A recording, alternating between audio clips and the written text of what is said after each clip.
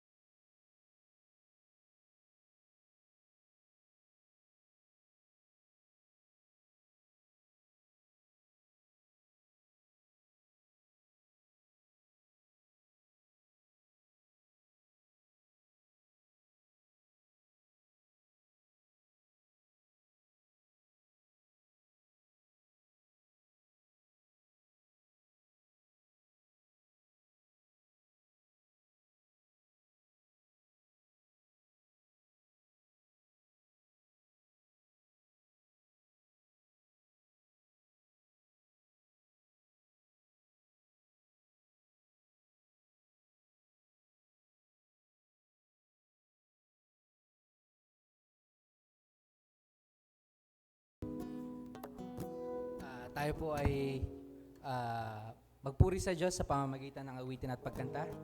Kantahin po natin ang Our God.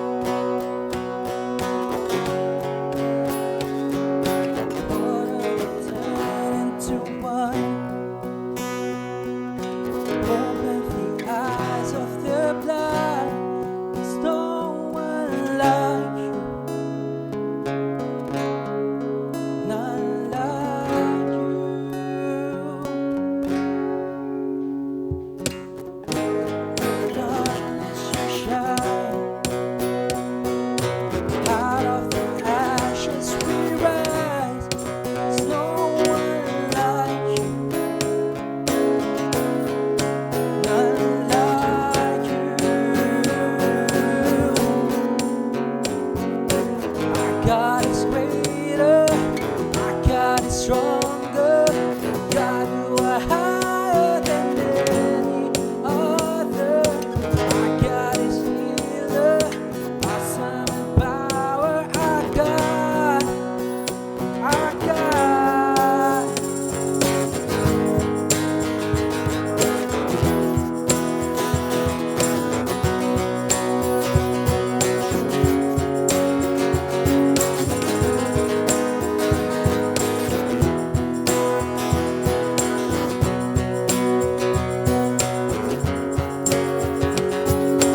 Into the darkness you shine, out of the ashes we rise. There's no one like you, none like you. Our God. Our God is greater, our God is stronger, God you are higher than any other. Our God is healer, awesome in power, our God, our God, our God. Our God is greater, our God is stronger, God you are higher than any other. Our God is healer, awesome in power, our God, our God.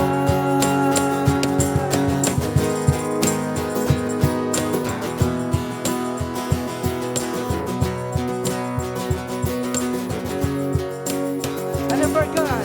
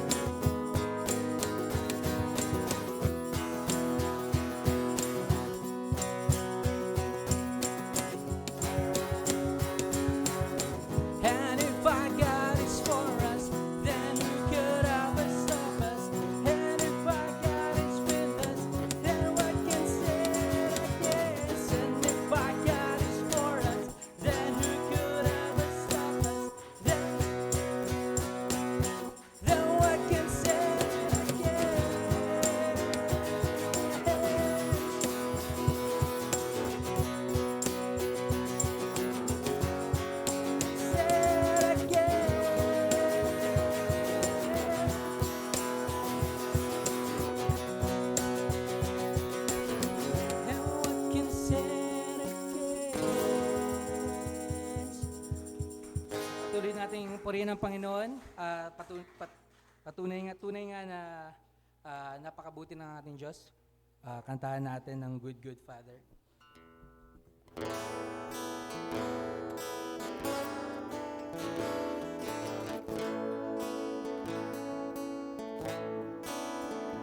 Oh, I've heard thousand stories of wonder. Like what tender whisper of love and dead of night that your peace and love never alone. You're a good, good Father. It's who you are. It's who you are. It's who you are. I'm loved by you. It's who I am. It's who I am. It's who I am. Oh, I've seen many searching for answers, far and wide I know. Search your answers. Only you provide, 'cause you know what we need. Say your word. You're good, good Father. It's who you are. It's who you are. It's who you are. I'm loved by you. It's who I am. It's who I am. It's who I am.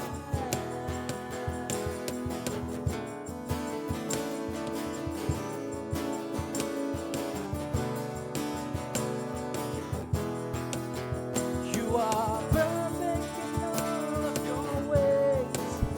You are perfect in all of your ways. You are perfect in all of your ways to us. You are perfect, Lord.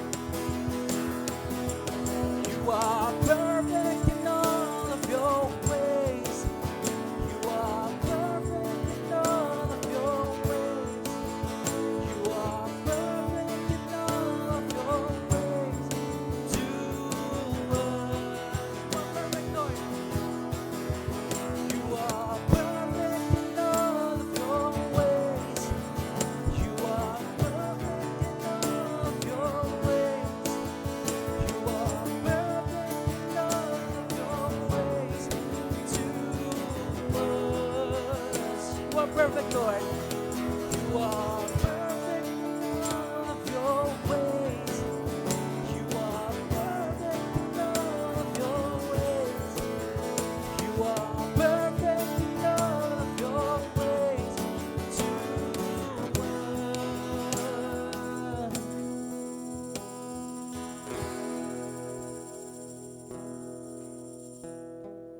Oh, Sunday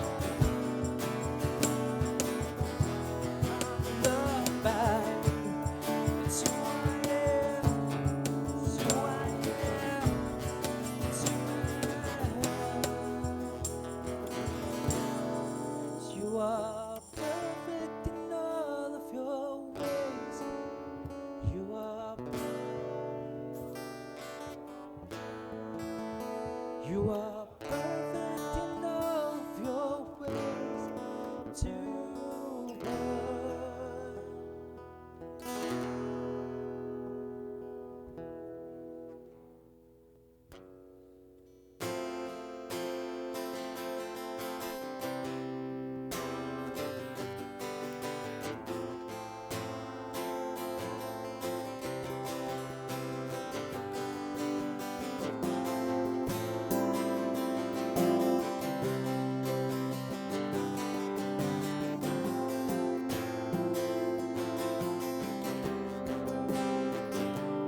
1,000 things have failed. Your love is healing. Cannot stumble again. Your everlasting. Your love will shine when all else fails. Never ending. Your glory goes beyond my heart and my soul. I give you control. Consume me from the inside out, Lord. Let justice and grace become my embrace.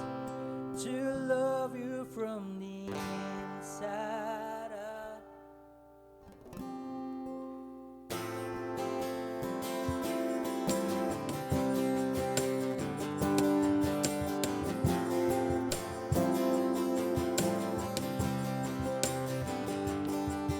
Above all, my purpose being out of this.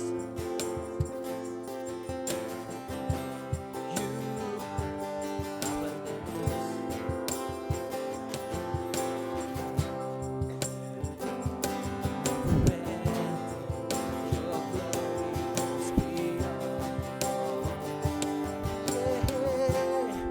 my heart and my soul, I give you control. Consume me from the inside out. Let justice and praise become my embrace. To love you from the inside out. Everlasting, your love will shine when all else fades. Never ending, your glory goes beyond all faith. And the cry of my heart is to bring you praise from the inside out of my soul. Cries out.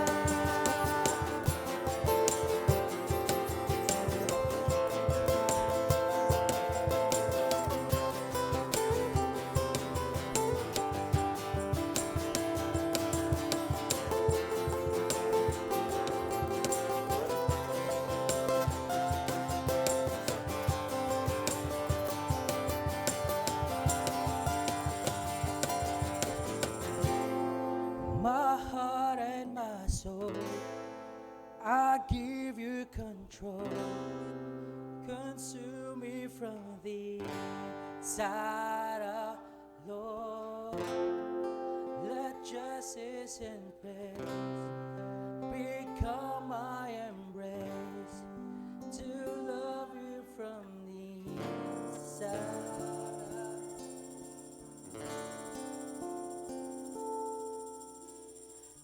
Everlasting, your love will shine when all else fades. Never ending, your glory goes beyond all faith. And the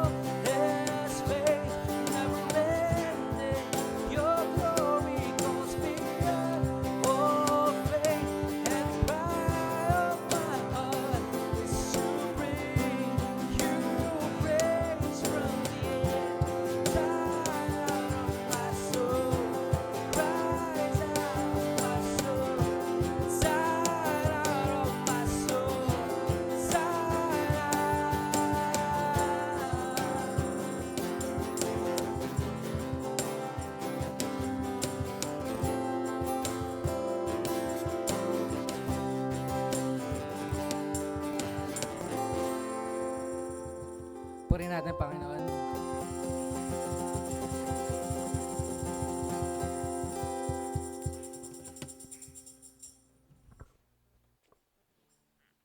Patuloy po tayo at dadako po tayo sa presensya ng ating Panginoong Diyos. Sama-sama po tayo manalangin. Ama naming Diyos, kami po ay naririto na nagpupuri, sumasamba at dumudulog sa iyong dakilang pangalan. Panginoon, tunay nga po kayo pong ang Diyos na makapangyarihan sa lahat. Diyos na hindi mapapalitan ng anumang mga bagay. Diyos na nagpapanukala sa lahat na nangyayari. Papanukala sa mga bagay na kung saan ayon sa inyong kalooban. Nagpapanukala upang lumapit at patuloy maitatag ang iyong kaharian. Kayo po yung Diyos na patuloy nakakita, nakakaalam, nakakabatid ng mangyayari ngayon at sa kasalukuyan. Kayo yung Diyos na patuloy nagpo-provide, patuloy na nagsusustain, patuloy na nagmamahal sa iyong mga nilikha. Ama naming Diyos, kami po ay naririto, dumudulog, humihingi, Panginoon, ng iyong habag at biyaya. Kami po ay hindi karapat-dapat sa inyong harapan. Gawin man namin, pilitin man namin, sa ayos ang lahat ng bagay. Ngunit, Panginoon, hindi ito sapat sapagkat kami po'y nagkakasala, hindi nakakasunod sa iyong mga kalooban. Kaya ito po'y patunay, Panginoon, na kailangan po namin kayo. Wala po kaming magagawa, Panginoon, sa sarili naming lakas, sa sarili naming dunong, sa sarili naming pangunawa o talino, Panginoon, sa sarili namin kung ano man meron kaming mga bagay na meron kami ngayon, walang kwenta ito, Lord. Walang saysay, Panginoon, yung aming mga pinag-aralan. Walang saysay, Panginoon, yung mga nagagawa po namin. Mabuti kung kami rin, Panginoon, ay hiwalay sa inyo. Kaya, O Diyos, ngayong umagang ito, Panginoon, kami po'y dumudulog, papakumbaba, humihingi, Panginoon, ng iyong habag at awat. Patawarin niyo po kami, Panginoon, sa aming mga pagkukulang. Pagkakasala, Panginoon, yung mga desisyon po namin, nagagawa namin sa araw-araw, na kung saan, Lord, bibigyan namin kayo ng pighati. Nakakapagdulot kami, Panginoon, ng kalungkutan ng iba.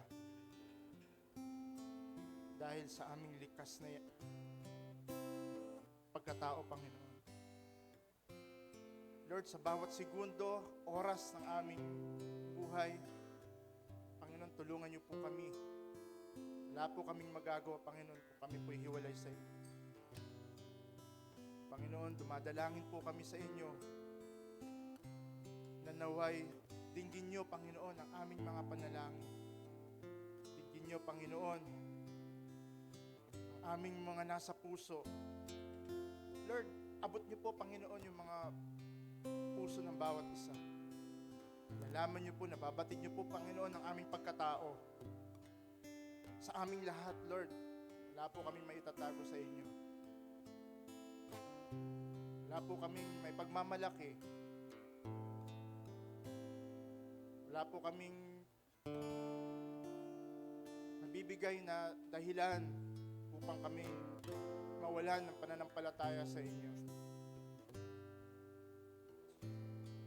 Nasasaktan man kami sa mga bagay na nangyayari sa aming mga buhay. Meron kaming mga kanya-kanyang bigatin. Meron kaming mga kanya-kanyang pangailangan. Marami sa amin. Meron kanya-kanyang sakit. pamilya. Meron mga kanya-kanyang suliranin na minsan parang nadadaig pa nito, Panginoon, yung aming pananampalataya, na panghihinaan kami. Lord, dumihingi po kami ng habag na patuloy na palakasin niyo po kami sa pamamagitan, Lord, ng iyong salita.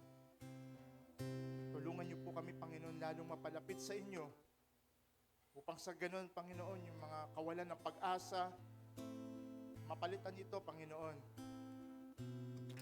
ng pag-asa na darating, Panginoon, ang mga bagay na maliliwanagan kami, Panginoon. Darating ang mga bagay na mauunawaan namin kung ano po yung ipaparanas at ipapagawa nyo po sa amin. Lord, alam po namin, Panginoon, sa bawat sandali ng aming buhay, hindi po namin alam, Lord, kung saan yung hangganan nito. Ngunit, Panginoon, maasa kami sa bawat segundo, minuto ng nalalabi namin buhay. Ito'y mapagkaloob namin, Panginoon, sa aming Haring si Jesus, na kung saan aming kinikilala bilang Panginoon ng aming buhay. O Diyos, dalangin po namin ang bawat pamilya, patuloy na pagpalain ninyo. Layo niyo, Panginoon, ang bawat isa sa sistema ng mundong ito. Naririto kami, Panginoon. Alam po namin na iba't ibang tao ang makakasama namin. Ibang pang-ugali, iba't ibang personalidad, iba't ibang kinalakihang paligid.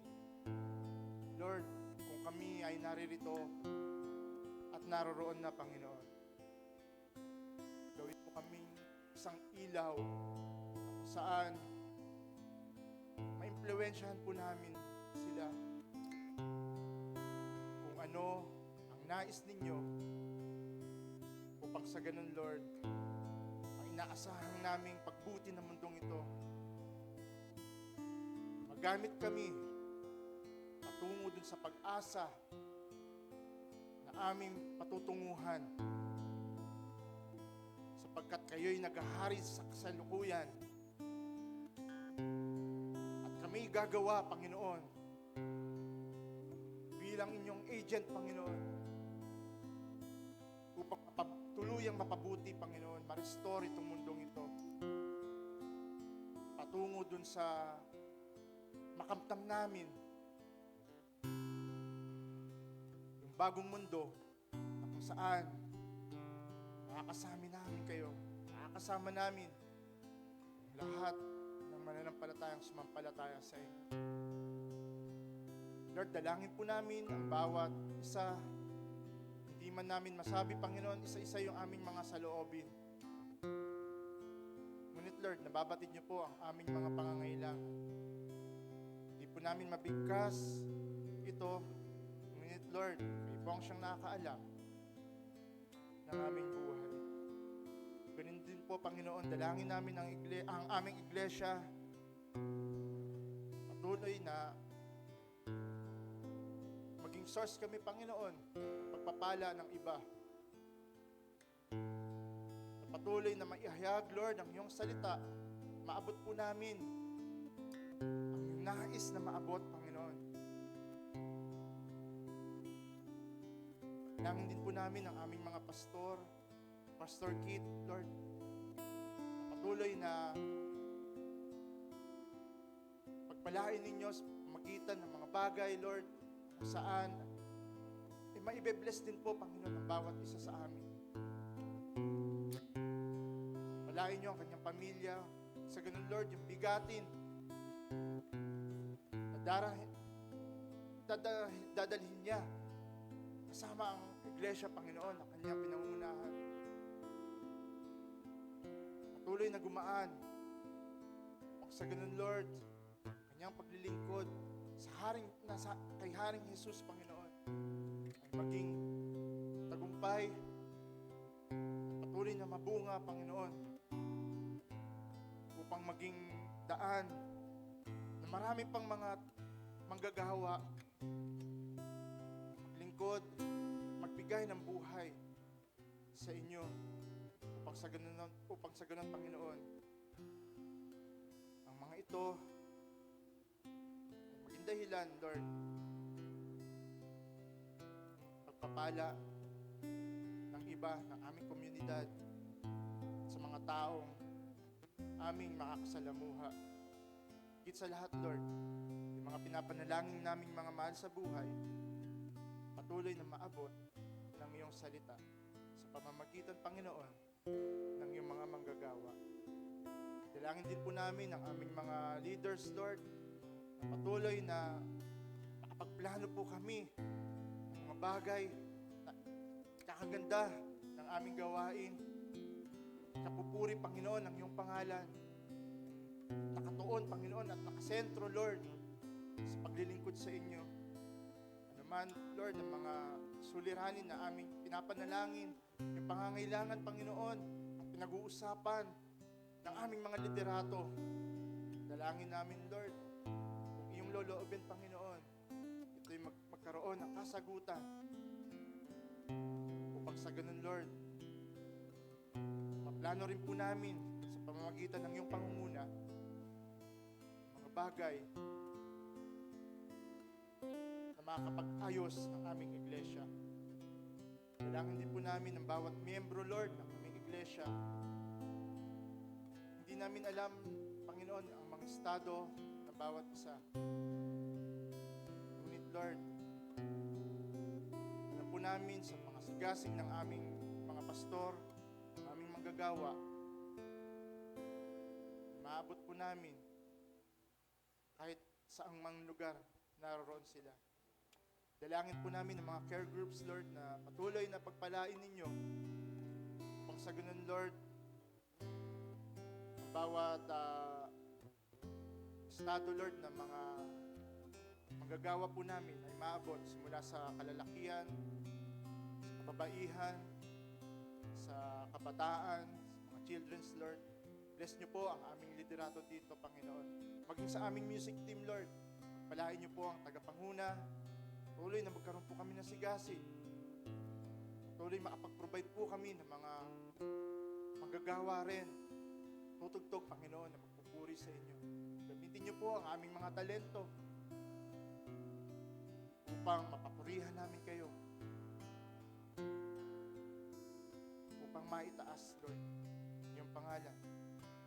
Sa susunod na henerasyon, Panginoon, meron mga manggagawa, maglilingkod, pupuri, tataas ng iyong pangalan.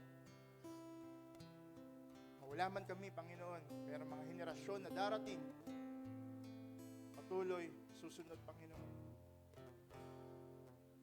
Sa mayabak, bawat isa, hanggang sa makamtan namin, Panginoon. Makasama ka namin sa iyong kaharian. Dalangin din po namin, Lord, ang aming mga liderato ng aming gobyerno. Patuloy, O Diyos, na bless niyo po ang aming mga manggagawang nasa gobyerno, simula sa Pangulo hanggang sa ibaba, Panginoon,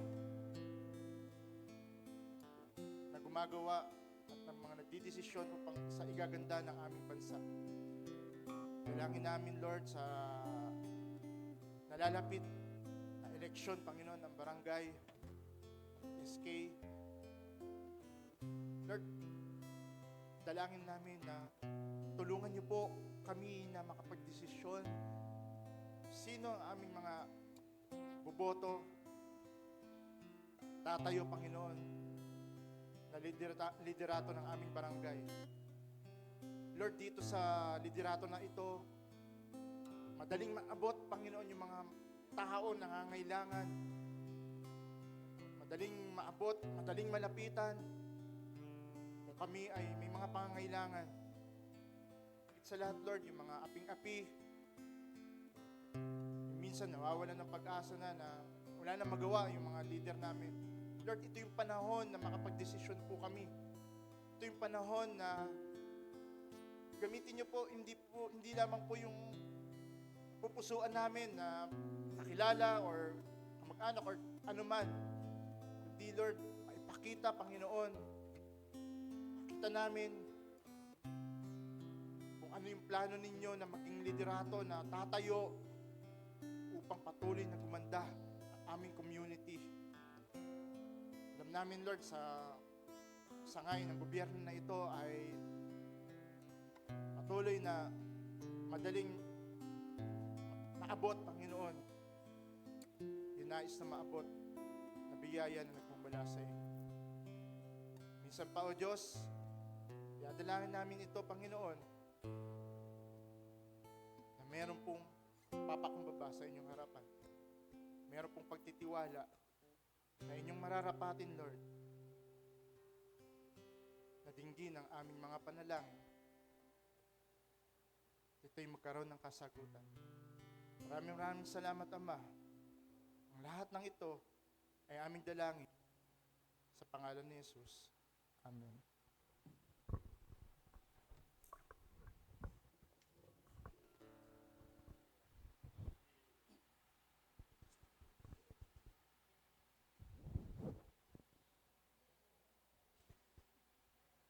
Good morning po, mga kapatid. Salamat po again sa inyo pong mga presensya.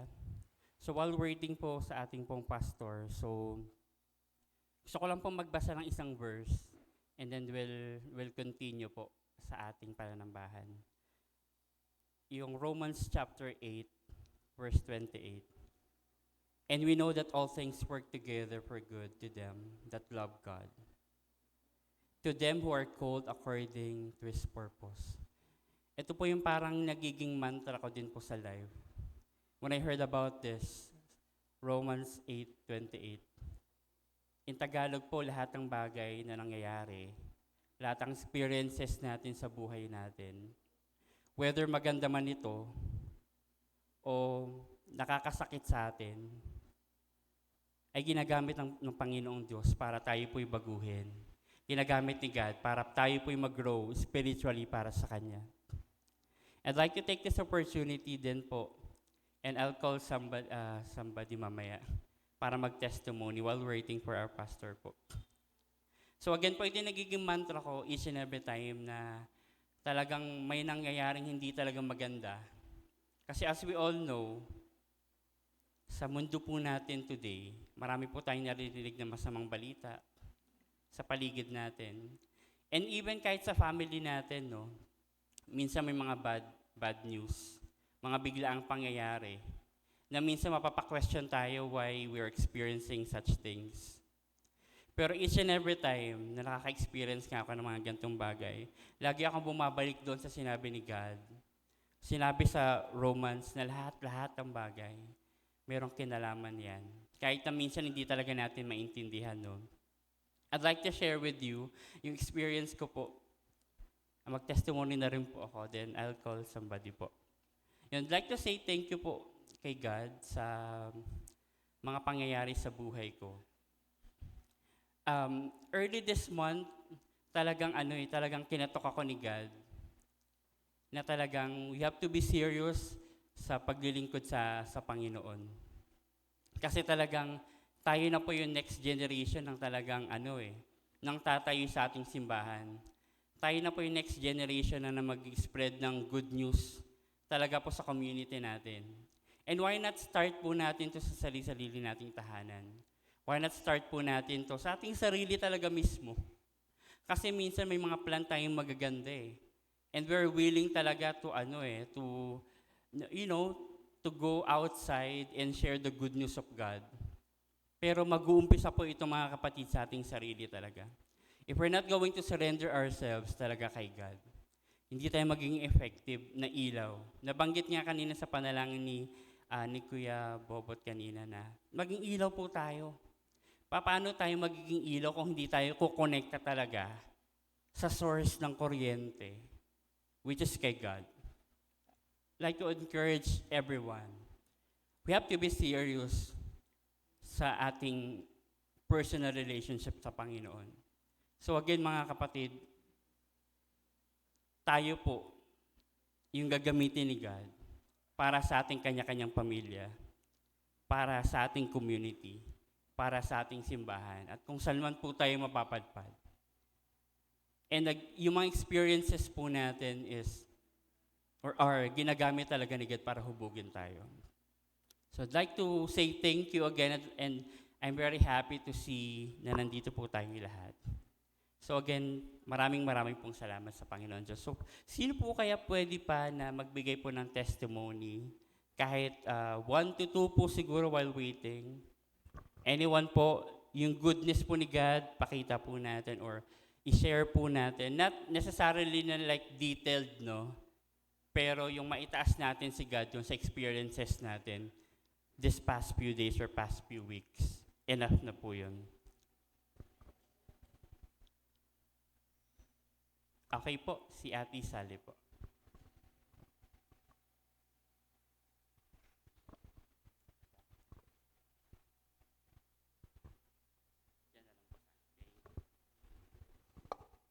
Good morning po sa ating lahat.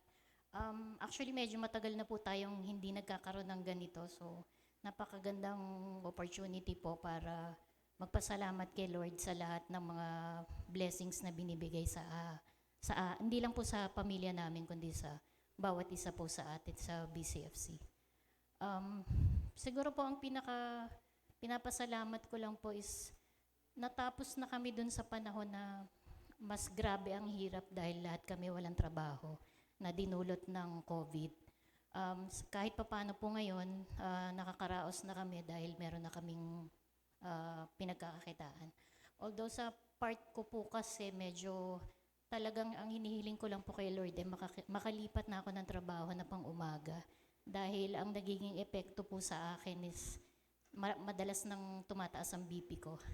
At saka, hindi pera ang naiipon kundi mga sakit sa kakapuyat po. So, napakahirap po nung 50 plus ka na tapos pinipilit mong dumilat magdamag para magtrabaho. So, yun na lang po yung isang hinihiling ko. And syempre po, yung patuloy na kagalingan namin ng buong pamilya sa mga sakit, kaligtasan sa mga sakuna or disgrasya. Siguro po, isa na rin yung kahit barangay election lang, iligtas pa rin sila Anton sa kapahamakan ng mga taong manggugulo or magsasabotay sa mga election returns na sila mismo ang naka-assign po. So, kaligtasan po para sa kanya at sa kanyang mga kasamahan. Hiling ko rin po yung good health para sa lahat po sa atin. Lalo na yung mga may nakakaramdam ng mga sakit-sakit mula ulo hanggang paa, loob at labas ng katawan. So, hipuin po sana tayo ni Lord dahil hindi na po tayo bumabata. So, nadadagdagan po yung mga sakit natin. God willing, matanggal po lahat.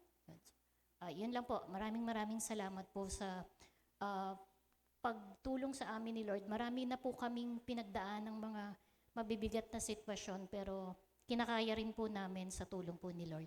Salamat po.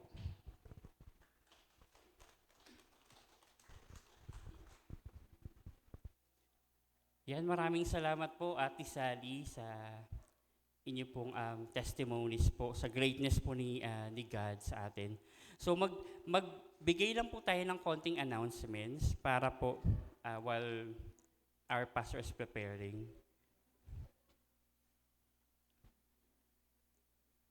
So magbigay lang po kami ng update para po dun sa natin, sa calendar of activities natin this October. So natapos na po natin yung church leaders meeting po noong October 8. Ordination po noong 15 na meron po tayong mga bisita. And then community ministry Bulay Bahay noong 22. October 22. I'd like to share po mga kapatid yung ginagawa po nating community service po sa ating, basically sa ating community. Kinakandak po natin siya once a month. And yung pinaka-title po ng community service natin, at ang target po natin is yung mga nag-i-start na parent. like mga bagong nanay, bagong tatay. So doon po sa community service natin, tinuturo po doon yung discipline, yung paano pagdidisiplina sa mga anak, paano po yung tamang paghawak, paano po yung proper parenting po from the Bible. So monthly po natin yung ginaganap. So I'd like to encourage each and everyone po, especially po yung mga nandito po sa Bliss, na invite po tayo ng mga parents kasi sobrang ganda po ng topic talaga na parang ako kahit hindi pa po ako parent or magulang talaga, is sobra po ako natututo dun sa topic natin. So, meron po yan, abang-abangan lang po natin kasi po ang alam ko, Christmas party na yung susunod nila, no? Pero, definitely magko-continue po yan next year po. So, I'm very excited po na ang ating pong simbahan ay talagang lumalabas na po, humahayo na po. So, again, kung may kakilala po kayo dito sa Bliss, the bagong parent, invite po natin yan. We'll announce po yung dates ng ating pong ng ating community service po. So, ganun pa rin po every Sunday, 10:30 in the morning. Tuesday and Thursday, meron po tayong house Bible studies. Thank you po kasi nasimulan na po natin. Dahil po sa pandemic, online lang po talaga tayo before. Pero nag-start na po tayo magbahay-bahay. So, kung may mga requests po kayo, kung na pwede po sa bahay nyo, just let our pastor know para po ma-schedule po natin. So, thank you po sa starting po yata na Pastor Kit, yung bahay po nila, Brother Ian Cochico. Tama po. So, yun, thank you po, Brother Ian. So, we're hopeful po yung mga houses po dito sa Bliss o families po or kahit hindi po nasa Bliss, kung gusto nyo po na sa bahay niyo lang po mag-Bible study. Just let us know. So, yun po, maraming salamat. So, I'll give the time to our pastor.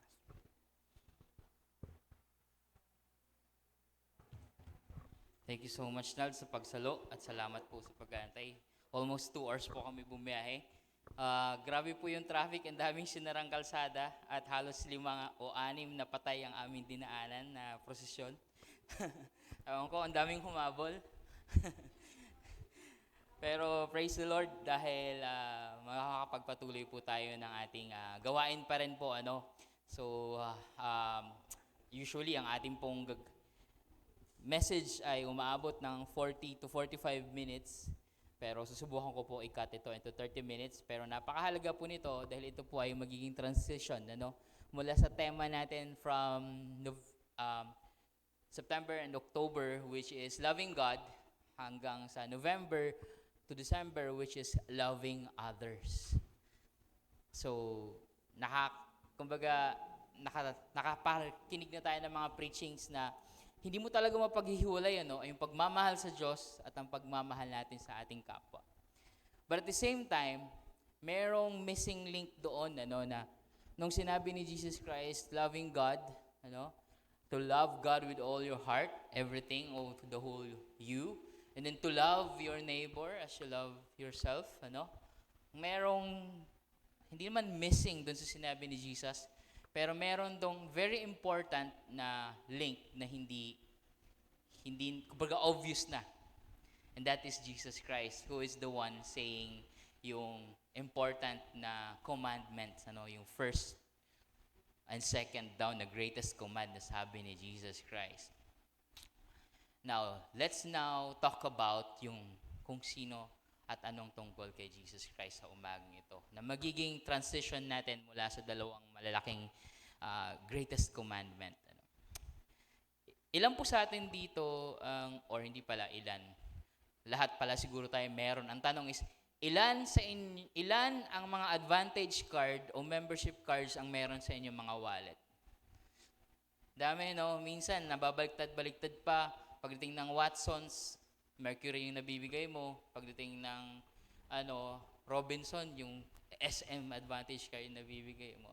Kumatawa si Ate Malu, malamang suking-suki yan sa mga membership card. Pati nga yung yung sa Gongcha, pinatulan namin dun eh. Hindi naman pala magagamit eh. Kasi marami daw benefits eh. So, ang dami eh. Pati yung Ace Hardware, meron ako.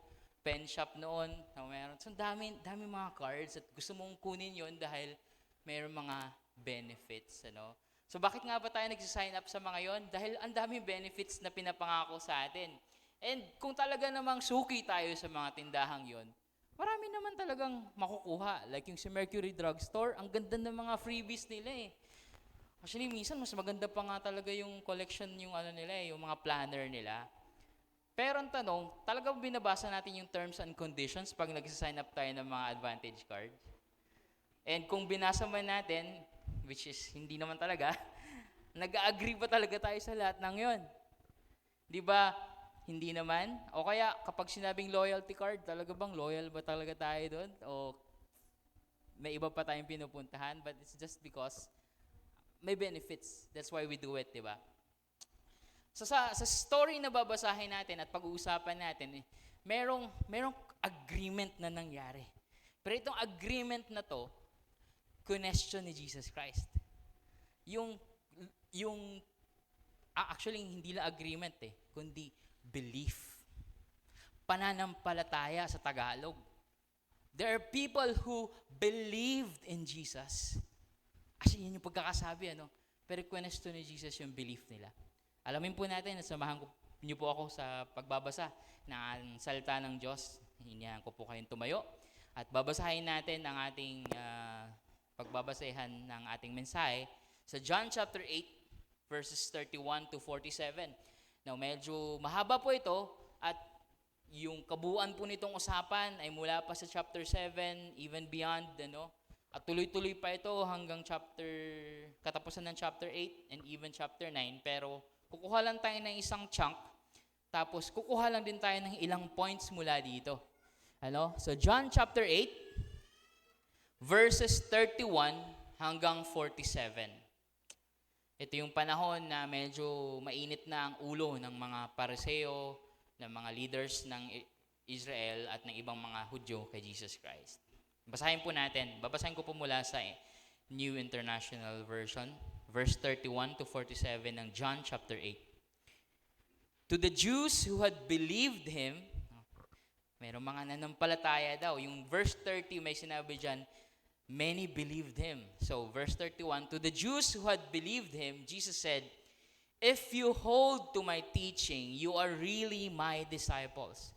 Then you will know the truth, and the truth will set you free. Alam natin yan. Kino-quote yan even out of context sa mga kaso at sa mga iba-ibang lugar. They answered him, we are Abraham's descendants and have never been slaves of anyone. How can you say that we shall be set free?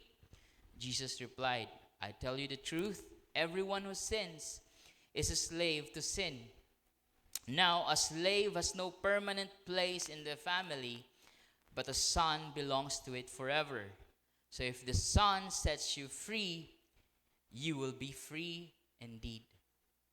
I know you are Abraham's descendants, yet you are ready to kill me because you have no room for my word. I am telling you what I have seen in the Father's presence, and you do what you have heard from your father. Abraham is our father, they answered. If you were Abraham's children, said Jesus, then you would do the things Abraham did. As it is, you are determined to kill me, a man who has told you the truth that I heard from God. Abraham did not do such things. You are doing the things your own father does. And sabi ng mga Hudyo, we are not illegitimate children, they protested. The only father we have is God himself. Jesus said to them, if God were your father, you would love me, for I came from God and now I am here. I have not come on my own, but he sent me. Why is my language not clear to you? Because you are unable to hear what I say. You belong to your father, the devil, and you want to carry out your father's desire. He was a murderer from the beginning, not holding to the truth, for there is no truth in him. When he lies, he speaks his native language, for he is a liar and the father of lies. Yet because I tell the truth, you do not believe me. Can any of you prove me guilty of sin? If I am telling the truth, why don't you believe me? He who belongs to God hears what God says. And the reason you do not hear is that you do not belong to God. Salamat sa Diyos sa kanyang salita. Makaupo na po tayo mga kapatid. So, nakita po natin yung balitaktakan. No? Some scholars say itong palitan daw ng mga sagot mula pa man sa chapter 7 pa nga is parang legal na conversation. Alam mo yung dinidepensa mo sarili mo, merong persecutor, merong defendant, merong nagde-defend din ng mga attorneys. Ano, parang ganito yung palitan yan eh.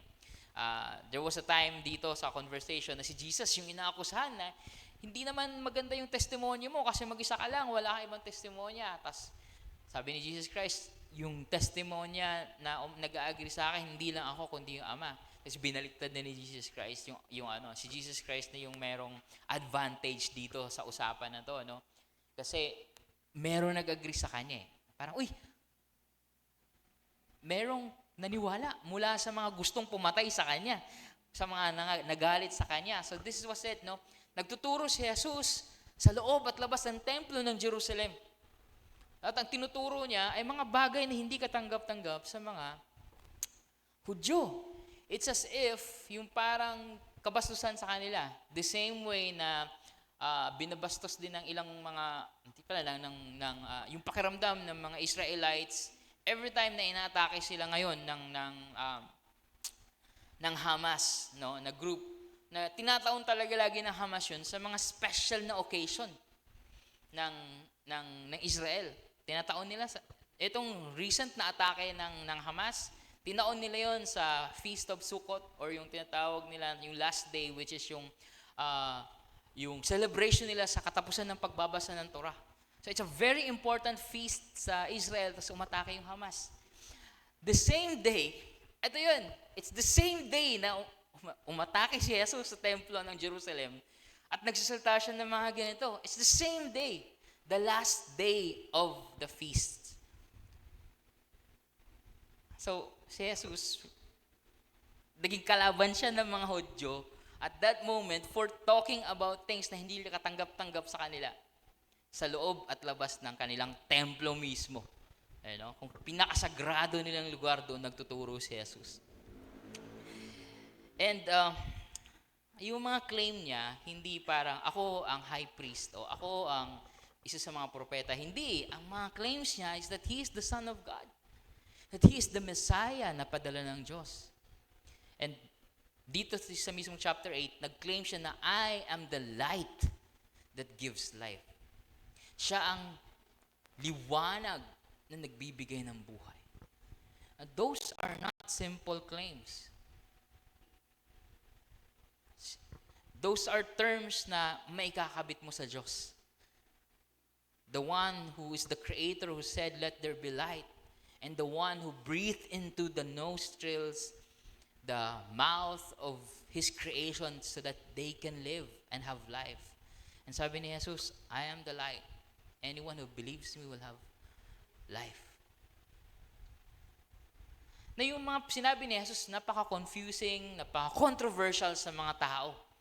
Especially sa mga leaders, and marami ng plano sila. Isa sa mga plano nila ay arestuhin siya. At isa sa pinakamalalang plano nila ay patayin siya mismo on the spot. Pag blasphemy, babatuhin ka on the spot. The same way na nangyari kay Stephen sa Acts chapter 7. Chapter 8. But Jesus, si Jesus, matapang na tao, na kahit nandun na yung mga talagang sumasagot pa din siya. No?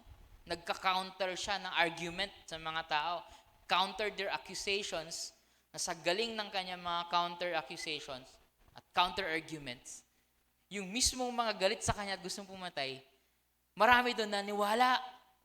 Sabi sa verse 30, many believed Him.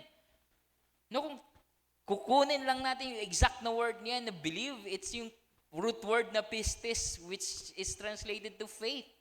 Na sinasabi natin lagi, only have faith and you will be saved. Only have faith, yun lang kailangan. Faith, faith, faith, di ba? And that is true, of course, pero anong klaseng faith?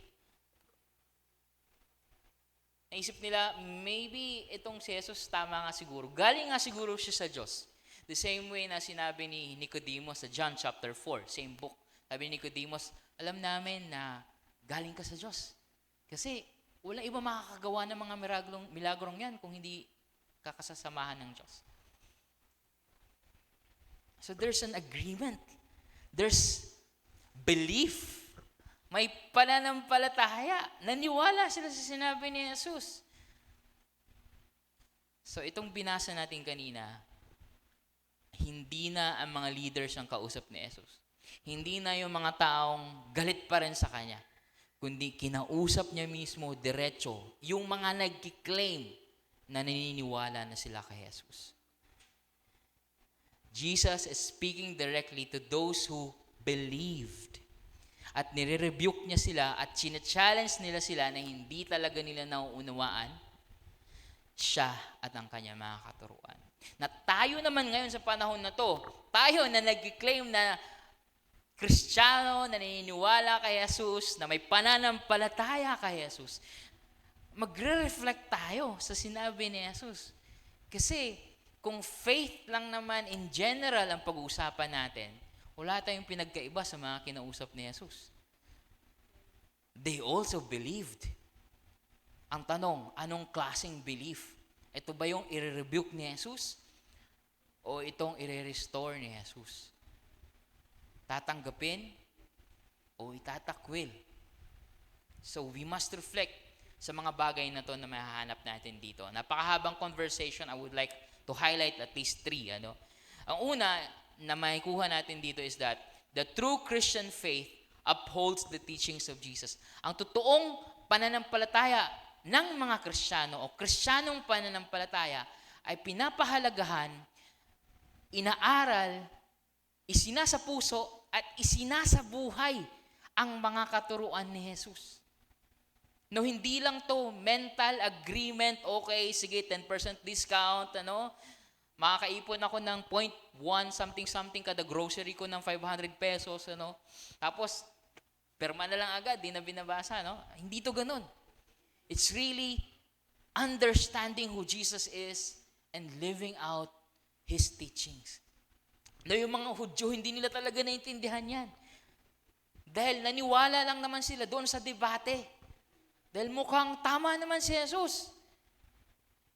Minsan mga Pinoy mahilig manood ng mga debate kasi kung sino yung nananalo, doon sila pag magagaling. Na-bring up ko ngayon sa mga elders natin, kina Pastor Pong, kina Kuya Bok, kina Kuya Ben, sabi ko, yung nature natin mga Pinoy, pinapahalagahan natin ng Diyos at kinakabit natin yon sa mga taong magagaling magsalita at magkabisado ng Bible. Kaya ang daming kulto Imagine, 17 years old to 23 years old, nagiging leader ng mga kulto dahil lang magaling magsalita. And si Jesus magaling magsalita, magaling mag-argue, magaling mag-debate si Jesus dito, kaya maraming naniwala. Kaya lang, anong klaseng belief ang meron sila? Kaya sabi ni Jesus Christ sa mga mismong nag-claim na may pananampalataya, so niniwala sila, sabi ni Jesus, ito yung kondisyon, if you hold to my teaching, you are really my disciples. Na walang dichotomy yung masisave ka muna, tapos magiging disciple ka. Kay Jesus, disciple ka dapat. Ang salvation nga para kay Jesus is, if you will lose your life by following me, you will save it. Sa verse 51, sa same chapter, same argument, sabi ni Jesus, if you observe my commandments, you will never taste death. Meaning you will be saved from eternal damnation. If you obey. O kaya, nako-confuse yung iba. Salvation by works, salvation by what? Kay Jesus, sa Kanya, it's discipleship. Follow me. Kaya sabi niya, sige, naniniwala kayo? Kung talagang disipulo ko kayo, sinusunod niyo ang aking mga katuruan.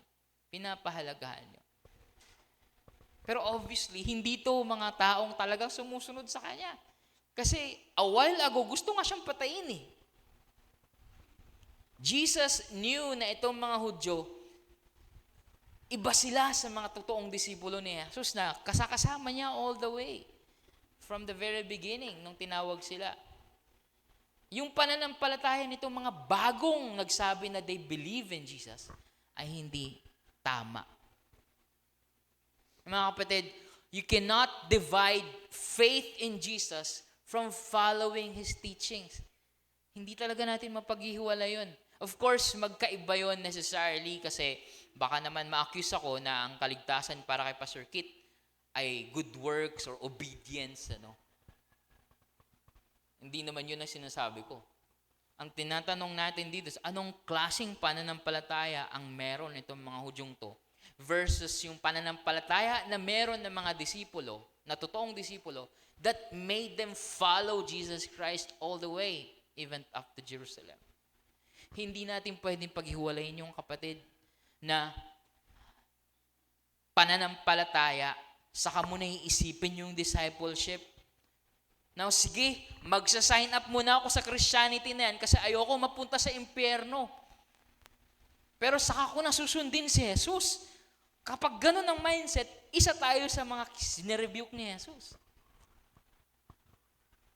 The same book, John, the Gospel of John, and the same Jesus na nagsabi sa John 3:16, for God so loved the world that He gave His only begotten Son, that whosoever believes in Him shall not perish and will have everlasting life. Kung sino man daw ang mananampalataya sa Kanya, ay the same Jesus na nagsasabi ngayon doon sa mga nananampalataya sa Kanya na if you really hold on to my teachings, you are my disciples.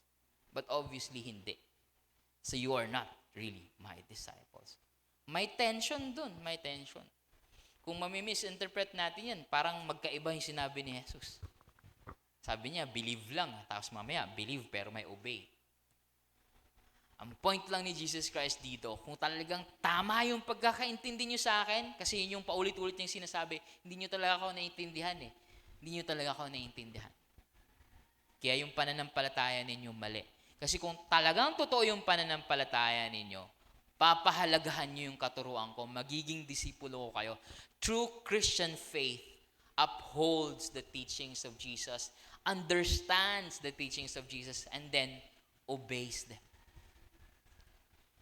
Yung pagiging Kristiyano ay hindi katulad sa pagpipirma lang sa hypermarket ng Advantage card dahil maraming benefits. Hindi tayo naging Kristiyano dahil lang sa benefits. Like salvation, like forgiveness of sins, like many other things na mahalaga and important at pangako at benefit naman talaga sa atin. But the main reason for trusting Jesus ay dahil kung sino siya at kung ano yung tinuturo niya na dapat nating sundin. It should be the reason why we are gathering here today. It should be the reason why you yourself claim to be a Christian.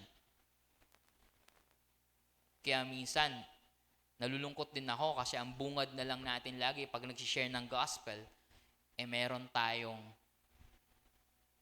gustong ibenta na assurance to heaven. It's not because who Jesus is. It's no longer about Him. It's about the benefit of going to heaven when we die.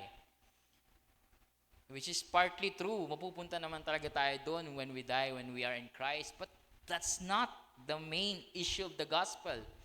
Kaya sa equipping sessions natin, pinag-uusapan natin ngayon, what is the gospel? It's not about heaven. It's not about heaven.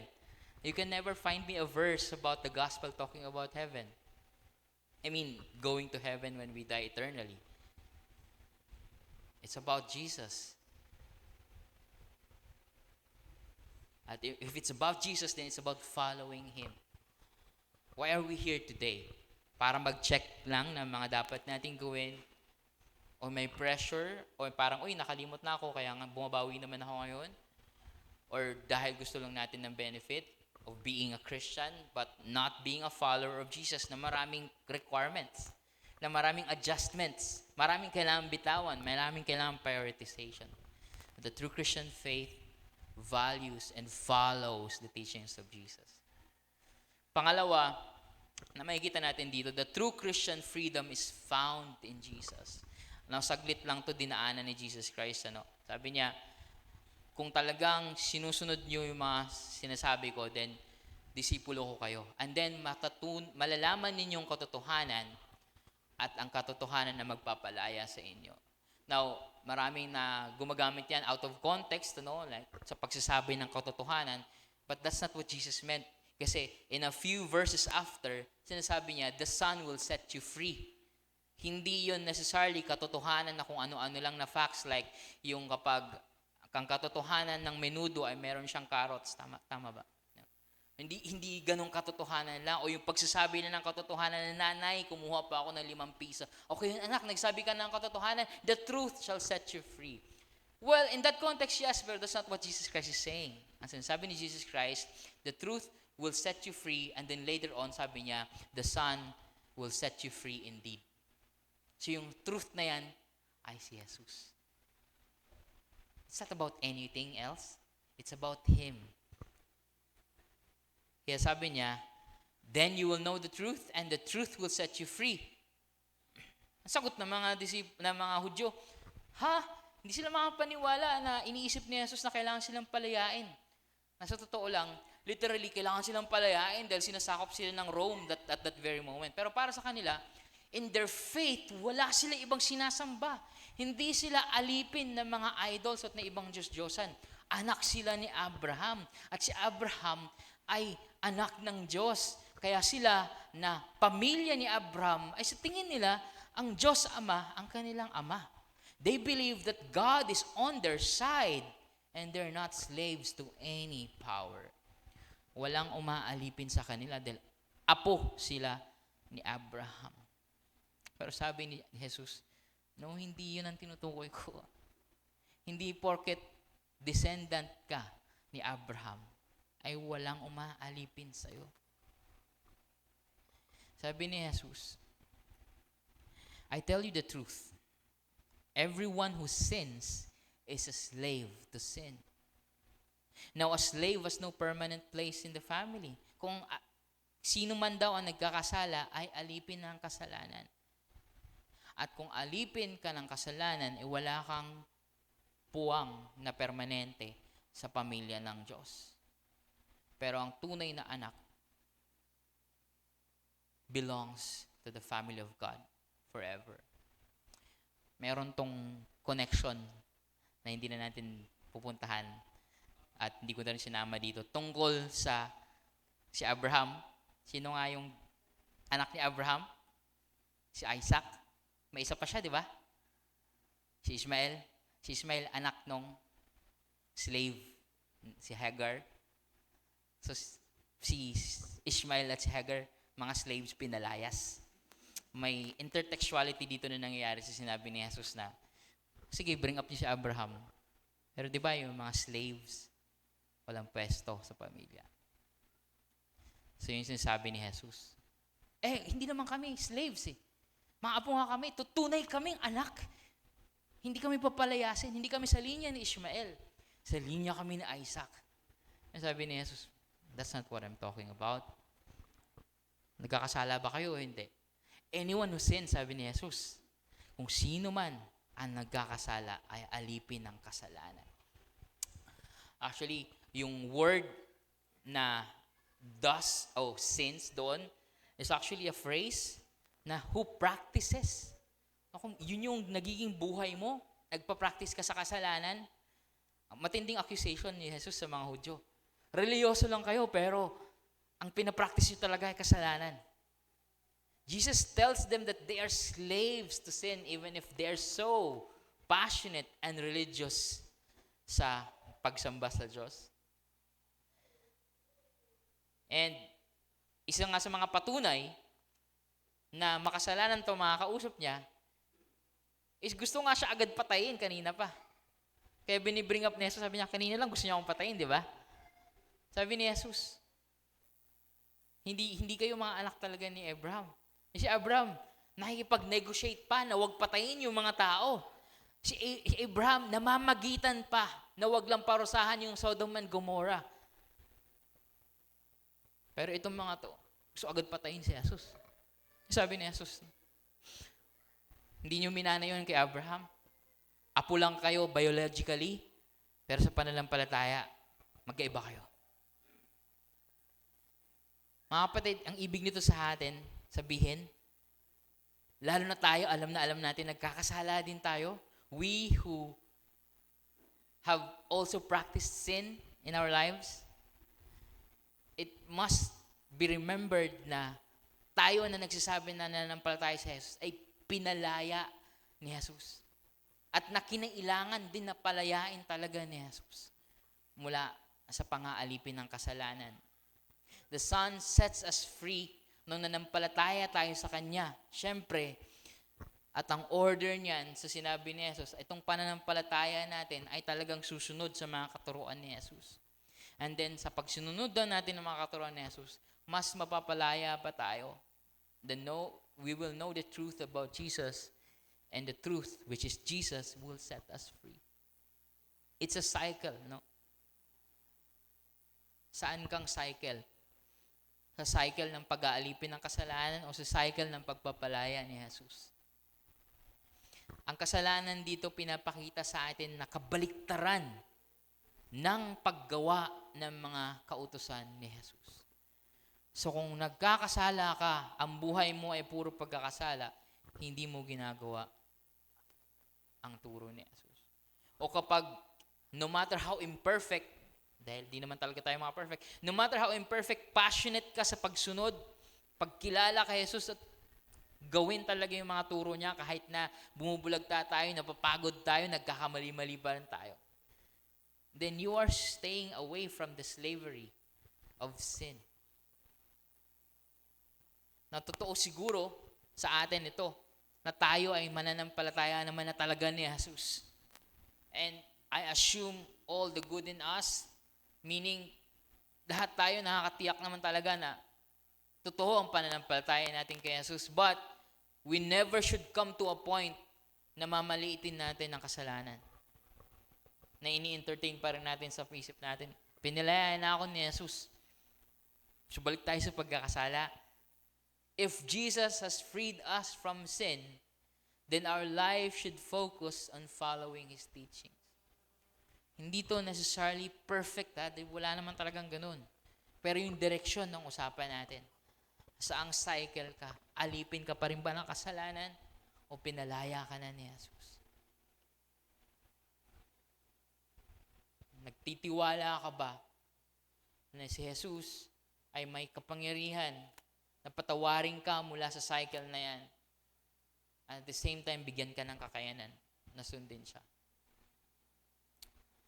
That should be our focus. Hindi na yung slavery sa atin. Pangatlo, the true relationship with God is through Jesus. Ang totoong relasyon sa Diyos ay sa pamamagitan ni Jesus lamang. Lagi natin sinasabi na we are not a religion. This is a relationship. Totoo din naman na this is a religion. So, huwag natin masyadong gawing antithetical o magkalaban yung religion tsaka relationship. Because Jesus started a religion naman talaga. Si James sabi niya, true religion is about doing this and that. So, Christianity is a religion. Wag na tayong maglaro sa semantics o sa mga words. Dahil religion naman talaga tayo. No matter how we hate the word religion, our Christianity is a religion.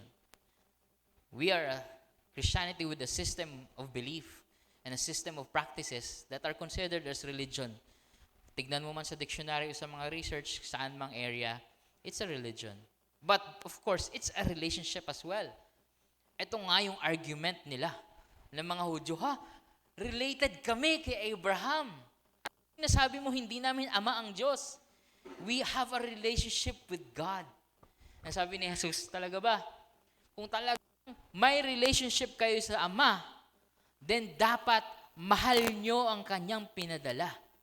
If you have a love relationship with your Father, then the one who comes from the Father, who is His Son, you would love Him. Yan ang sinasabi ni Jesus Christ. At yan ang magkoconnect sa atin sa tema natin about loving God. Sabi ni Jesus sa verse 42, if God were your Father, kung talagang ama niyo ang Diyos, you would love me. Kung mahal niyo yung ama niyo, kung talagang totoo niyo ang ama ang Diyos sa langit, you would love me. At yung love pa nga na ginamit dyan ni Jesus Christ is root word agape. But agapao kasi yung tense ng verb dyan. You would agape me. For I came from God and now I am here. I have not come on my own, but He sent me. Maniwala ka kayo sa akin, yung sinasabi ni Jesus. Hindi. So, why would you consider yourself as children of God? Kung yung mismong pinadala niya, hindi niyo pininiwalaan. Na mabilis mag-claim ng assurance itong mga Hudyo, na we have a relationship with the Father. They're so quick to claim that assurance just because they're Abraham's biological family. At yung biological family na yan ay naniniwala sa iisa lang ang Diyos. Pero sabi ni Jesus, ang pagiging pamilya, pagiging anak ng Diyos, meaning meron kang loving relationship with God the Father, you must love the Son. Sabi, you must love me. Nakikinig kayo dapat sa akin. Sinusunod niyo dapat ako, yung sabi ni Jesus. Hindi. So Jesus is telling them, pamilya man kayo ni Abraham, pero kayo kapananampalataya ni Abraham. Para sa atin, it means that our love for God, mga kapatid, we say always that we love God. We could sing of His love forever, and I love you, Lord, I love you, Lord, nang paulit-ulit. And marami sa mga Pinoy would always say, maka-Diyos naman ako, hindi ko kailangan yung mga ganyan. Naniniwala naman ako sa Diyos, nanalangin ako sa Kanya palagi. Mahal ko ang Diyos. Lahat ng yan, we can attribute to our love for God. Pero kapatid, ang sinasabi ni Jesus, if we really love God, sukatin natin yan sa pagmamahal natin kay Jesus. Do we really love Jesus? Every time we say, I love you, Lord, or claim to be someone na maka-Diyos o love God, i-evaluate natin, what do we really mean by that? Sinasabi ba natin na we love God? Is it because we are passionate about knowing Jesus? Kinikilala ba talaga natin si Jesus? Excited ba talaga tayo na makilala siya kung paano siya nagpapakilala sa kanyang salita? At ano yung mga katuruan niya sa Biblia? At ano yung pinag-aaralan pa natin ng pinag-aaralan para mas masunod pa ng mas maayos? At sinusunod din ito, yung mga katuruan niya. Most of the time, we cannot really, yung mga teachings ngayon na napapakinggan ko sa mga pulpit sa iba't ibang mga evangelical churches, minsan nire-neglect na yung teachings ni Jesus Christ. Minsan it's all about yung culture na ng kung anong simbahan sila. Culture of giving, culture of prosperity, culture of what? It's no longer about Jesus. And kung talagang i-describe natin yung totoong pagmamahal, then we look to the Gospels, to the life of Jesus. The Gospels is actually, yung Matthew, Mark, Luke, John, napaka-neglected para sa ating mga modern evangelicals. Kasi, alam niyo, I'll tell you one reason kung bakit nine-neglect natin. Kasi masyado nating kinakahon yung ating pananampalataya sa salvation by faith. Pero pag tinignan natin si Jesus, it's all about doing. It's all about good works. It's all about helping the poor. It's about healing the sick. It's about going to the sinners. We don't like that. Many Christians don't like that. We want to stay in comfortable situations and air-conditioned churches. And wala masyadong obligasyon, wala masyadong commitment. Basta, nagbibigay naman kami. Trabaho na ng mga leaders. But Jesus said to each and everyone who claims to be His follower, abide in my word. Meaning, sundin nyo, pahalagahan nyo aking mga salita. Mas radikal si Jesus kapag talagang inunawa natin si Jesus. We have made Jesus Christ a very soft Jesus in our times. Sa totoo lang, a very soft Jesus. A white, long-haired, soft, blue-eyed Jesus. Na binibihisan, kinokoronahan ng mga ginto-ginto, at kung ano-ano pa. Hindi natin iniisip yung pawisin, sugatan, madumi na Jesus sa kakasilbi, kakalakad, at kakaikot kung saan-saan. Kung isipin ko lang, siguro marami ding sakit na dinaanan si Jesus. Tao siya, nagkakasakit siya. Isipin mo, ngayon lang natin na-realize yun na kapag may sakit ka na, parang gusto mo na mag-mask kasi mabilis lang pala yung hawaan. Pero sa panahon ni Jesus, walang ganon. Imagine Jesus going through many places, touching the sick, healing them. Walang pumipigil sa kanya at walang makakapigil sa kanya kahit patay, lalapitan at hahawakan niya kahit pa bawal yon sa kanilang relihiyon. That's the kind of Jesus that we should be imagining always. At hindi lang ini-imagine, ini-imitate. Sinusunod. If that is what we mean by saying, I love you, Lord, then we're in the right track. We're in the right track. Pero if it only means that alam natin, naniniwala tayo, nag-agree tayo na may Diyos, na masarap isipin na may katotohanan tungkol kay Jesus, na siya ang ating manliligtas, then kahit itong mga Hudyo ay mas magaling pa sa atin. Lugi pa tayo ng mga Hudyong ito. And yet, itong mga Hudyong ito, pinagalitan ni Jesus.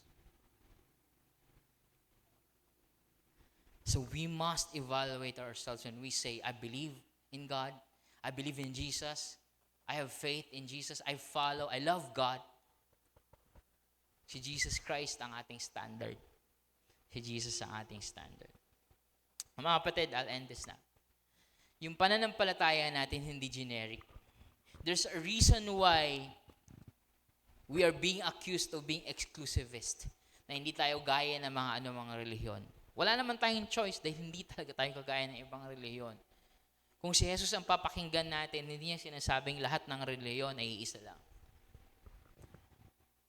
It's Jesus Himself, ang nagsiset na exclusivity. Pero yung exclusivity na yan is about Him.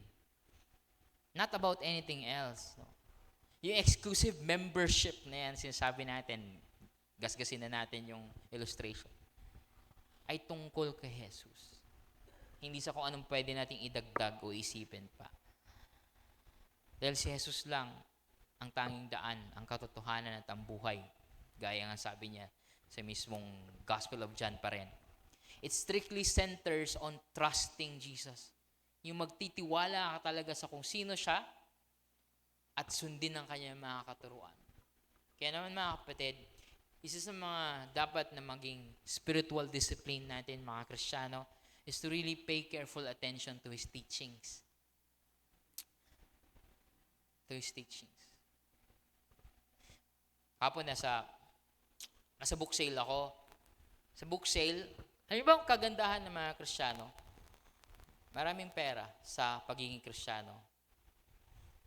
Don't get me wrong. What I'm trying to say is, kumikita yung mga bookstore sa atin. Dahil ang dami natin mga libro eh. Dahil yung relihiyon natin, mahilig magbasa. Diba? Kahit minsan, hindi ko naman talaga nababasa. Pero, ang hilig natin, kasi magbasa, kasi yung mismong medium natin is the words of Jesus. So, syempre, hindi naman lahat doon maganda, basahin. Meron doon mga 6 ways to unlock the blessings, 7 ways to ganito, ganyan, blessings, to have the promises of God, gano'n. Most of the time, dun yung attention ng mga nagsasabi ng mga Kristiyano. To get the most out of Jesus. Paano ko ba mahuhututan itong advantage card na to? Paano ko ba mas madadaya pa itong loyalty card na to na makuha ko agad ng libreng planner or what. We don't really pay careful attention sa point, which is Jesus Christ Himself. To pay attention to His teachings and to grow sa paggawa nito. That's discipleship. Sa susunod na buwan hanggang December, pag-uusapan pa natin yung kanya mga katuruan, and it mostly about yung pagmamahal natin sa kapwa. Which is actually halos napakalaking bahagi ng mga katuruan ni Jesus tungkol sa pagmamahal sa kapwa. And yung pangako nga niya, ay yung iniwan nga niya sa mga katuruan is, we will be measured by, the world will really know that you are disciples if you love one another. Kaya mga kapatid, it's very important na napakahalaga na yung pananampalataya natin ay nakabase sa mga katotohanan tungkol sa kung sino talaga si Jesus at yung mga katuruan niya na siya mismo ang nagbigay sa atin. Itong mga specific na mga bagay. No, minsan kasi napaka-vague na ng Christianity. But Jesus, pag nag-focus ka lang kay Jesus, ang daming specific na mga bagay na kailangan nating alamin sa gitna na napakaraming pamilyar na mga routine o ng kultura na mismo na nabuo ng Kristiyano.